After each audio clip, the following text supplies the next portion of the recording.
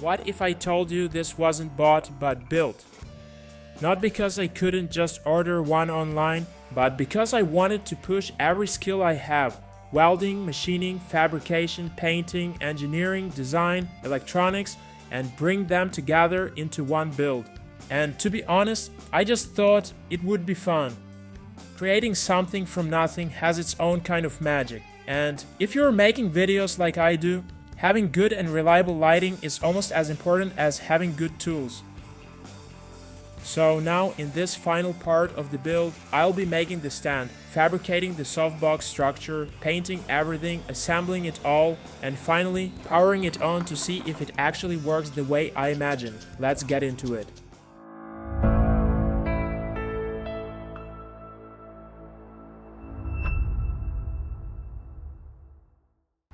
Let's start with the stand.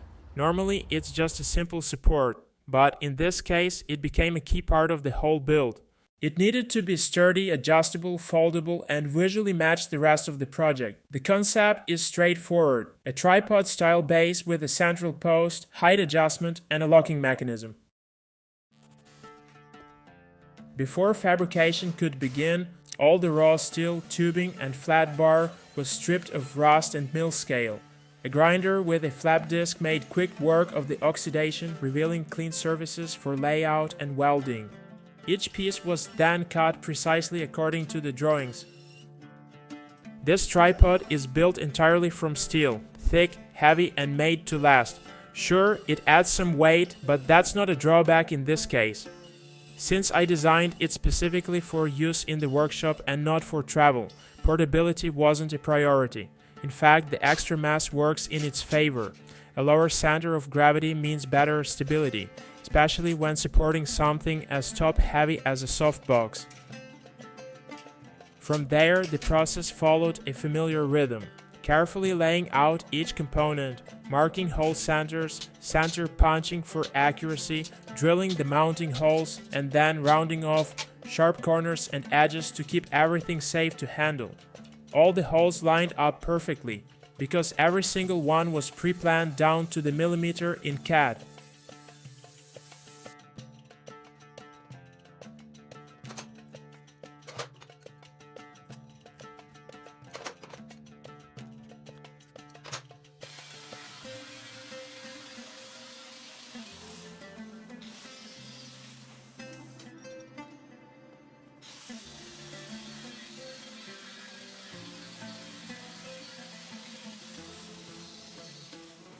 The legs themselves were made from 20 by 8 mm flat bar, while the folding linkages were cut from a thinner 20 by 4 strip. Each leg was reinforced with two moving arms, allowing them to fold in neatly but lock out rigidly when deployed. Two sleeves, one fixed, one sliding, were machined from steel pipe using the lathe. This would act as the central hubs for the tripod's folding mechanism.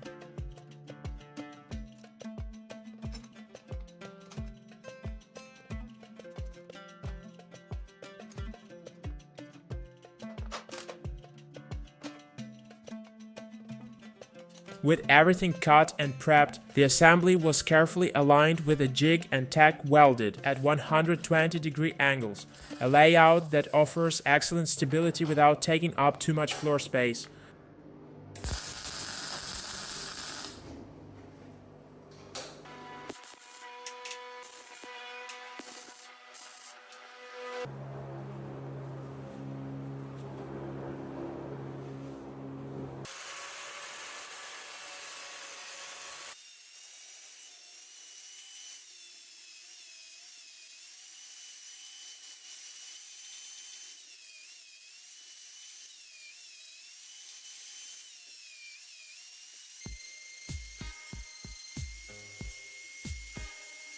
The connection between the legs and sleeves was the real engineering here. The lower fixed sleeve was outfitted with welded tabs to mount the linkage ends, while the upper rotating sleeve would eventually support the legs directly. I welded an M10 nut to the bottom of the stand, just in case. After full welding, the stand was assembled for the first time to verify alignment and mechanical integrity. The telescoping shaft, made from a 25 by 25 mm square tube with a 20 by 20 mm insert, slid smoothly and locked into place with a simple thumb screw. The movement was tight but not restrictive, just as it should be. And despite its bare-bones construction, the finished stand felt anything but makeshift. Everything moved precisely. Nothing wobbled. The mechanics, while basic, had that satisfying kind of tactile reliability, a sign that the design work done earlier in CAD had paid off. For a DIY build, I'm genuinely happy with how it turned out. The proportions feel right, the stance is solid, and the folding legs lock into place exactly as intended. Once all the metal parts were fabricated, I moved on to painting. Every single part, from the smallest to the largest, was cleaned and prepped. To suspend them for painting, I bent small hooks out of wire and hung each part so they'd be free of contact and easy to coat from all angles. Then came the base layer, a 2-part epoxy primer. It's overkill for a project like this, but I didn't want compromises. This primer offers exceptional adhesion and corrosion resistance, which is critical for plain steel.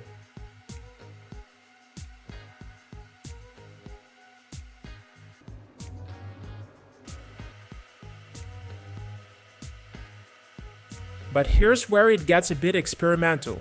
Instead of using off-the-shelf paint, I wanted to test an idea. What if I used a 2-component matte acrylic clear coat and mixed in finely powdered aluminium? The goal was to achieve a hard metallic finish that would look similar to anodized aluminium. Since this paint system is designed to be applied wet on wet, there was a narrow window between priming and top coating. So while the primer was still curing, I carefully sprayed the aluminium infused lacquer over every surface layer by layer. Once everything was coated, I set the parts out in direct sunlight to let it dry.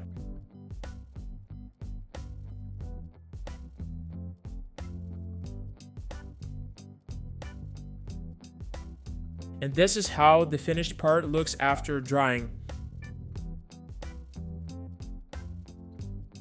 While the paint was left to fully cure, I shifted focus to building the softbox, the part that was the last on the list. A softbox is a lighting modifier used to diffuse and soften harsh light from a source like LEDs. It's designed to spread illumination evenly, minimizing shadows and producing a smooth professional light flow, ideal for workshop. Inside, it typically has a reflective interior that bounces light around before it passes through a diffusion layer, creating a broad and soft beam. To begin, I unrolled a sheet of plastic I'd purchased for the panels, along with a roll of reflective film to line the interior. With the layout already modeled in CAD, the process was straightforward. I used a printed paper template to mark out all the shapes, ensuring the dimensions matched perfectly.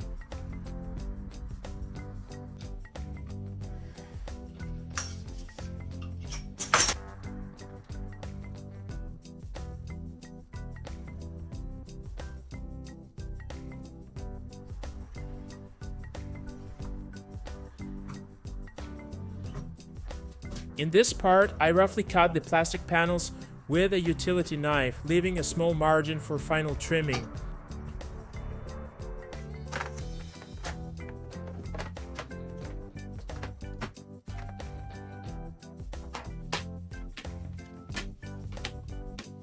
Then I raised the saw mechanism above the table and using a cross-cut sled made several cuts.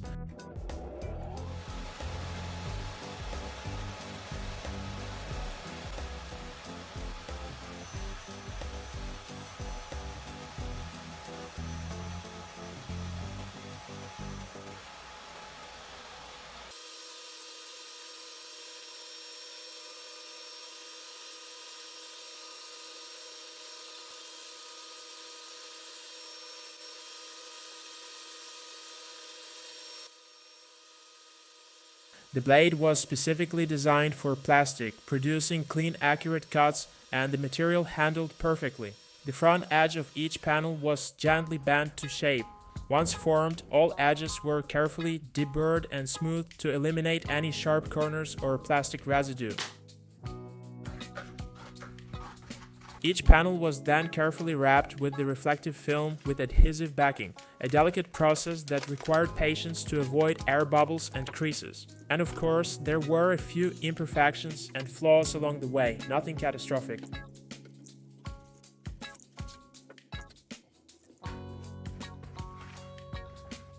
To join the panels, I cut a set of corner brackets from thin sheet metal, bent them to roughly 101 degrees angles. This would act as both alignment guides and structural elements.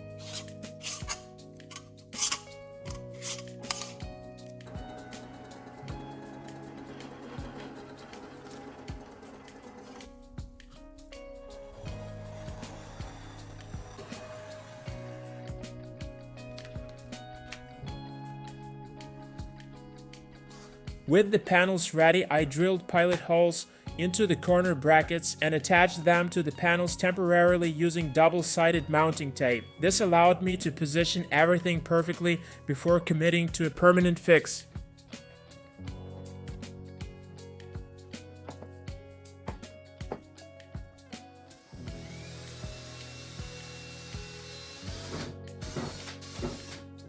Once satisfied with the alignment, I drilled through the plastic and began riveting the panels together using a lever action rivet gun. 3 aluminum rivets per side ensured solid structural integrity, and to avoid stress damage, I added washers to the inside face of each joint. Finally, this fully assembled reflective box was riveted directly onto the steel reflector I had fabricated earlier. It locked in place securely, aligning precisely with the mounting holes.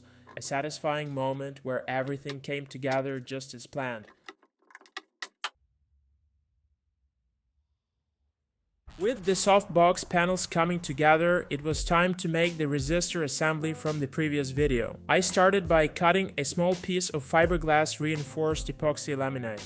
After marking and drilling mounting holes, I arranged the resistors onto the board. Next, I soldered individual leads to each resistor. This would later connect to the corresponding switches from the rear panel, allowing for flexible brightness control depending on the situation. As a final touch, I made the back cover from a piece of ABS plastic. 2 precise cuts on the table saw were all it took to bring it to size. Finally, every single part has been fabricated, painted, and prepped. Each piece has gone through a long process of design, shaping, refinement, and finishing. After countless steps, adjustments, and moments of trial and error, everything is now in place and ready to come together.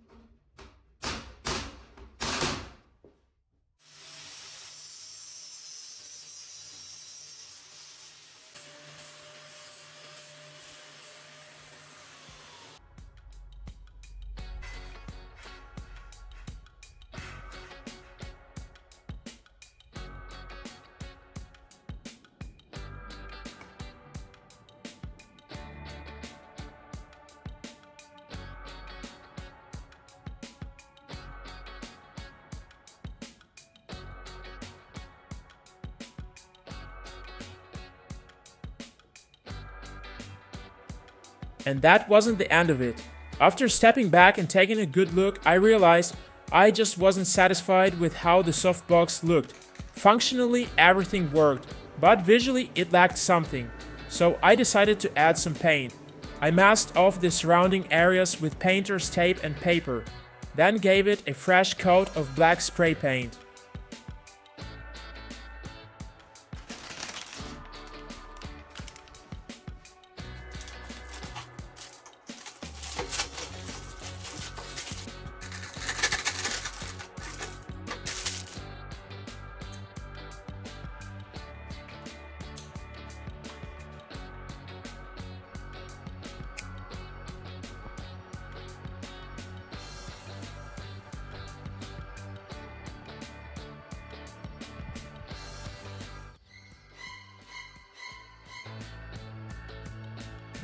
What started as a simple idea turned into one of the most technically involved and satisfying builds I've done so far. It lights up the workspace exactly the way I imagined, and maybe even better. Sure, it's overbuilt, it's heavy, it's probably more than I really needed, but that's the whole point. If you enjoyed the project, hit the like button, leave a comment, and subscribe to support the channel. Thanks for watching. I'll see you in the next one.